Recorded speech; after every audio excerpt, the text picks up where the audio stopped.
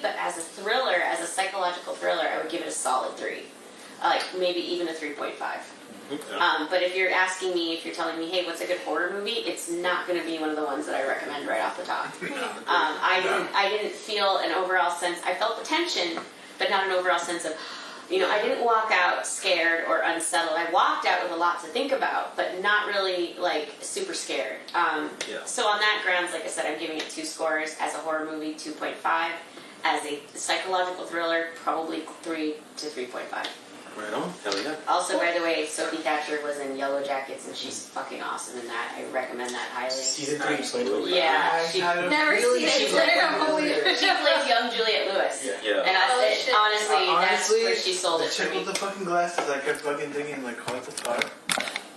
You mean Christina Ricci? Yeah. No, she plays young Juliette Lewis in Yellow Jackets, and I already knew then. I'm like, she's gonna be somebody who's on the map. I'm like, I hope so. especially after the finale of season 2. Yeah, she's been getting cast in a couple things.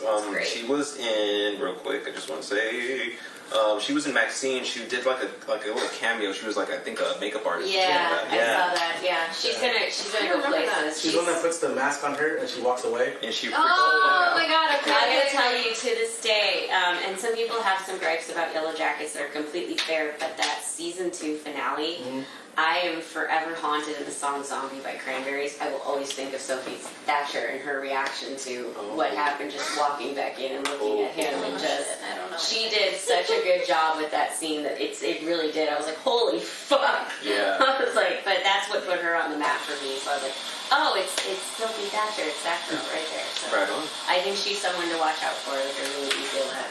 For sure, I agree with you on that one. All right, Leesa, bring it home. Tell us your final thoughts and review on the movie. Okay, I think it's a solid 3. I did recommend it to someone who was talking to me about their religious experience, and I was just like, oh, if you like thrillers and you like this kind of stuff, then you might like it. And I was trying to question myself, like, am I being facetious right now? I was like, no, this is a good movie for somebody who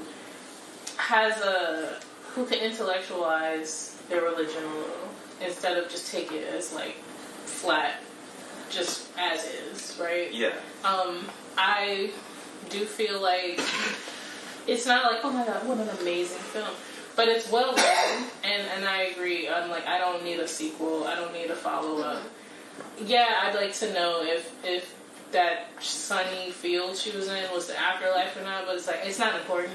It's more about, like, what we went through. But I didn't grow up Catholic. I grew up Baptist. We went to that, and then I went in and out of religious stuff, and then tried it again as an adult, but then I was just like, I don't actually believe this.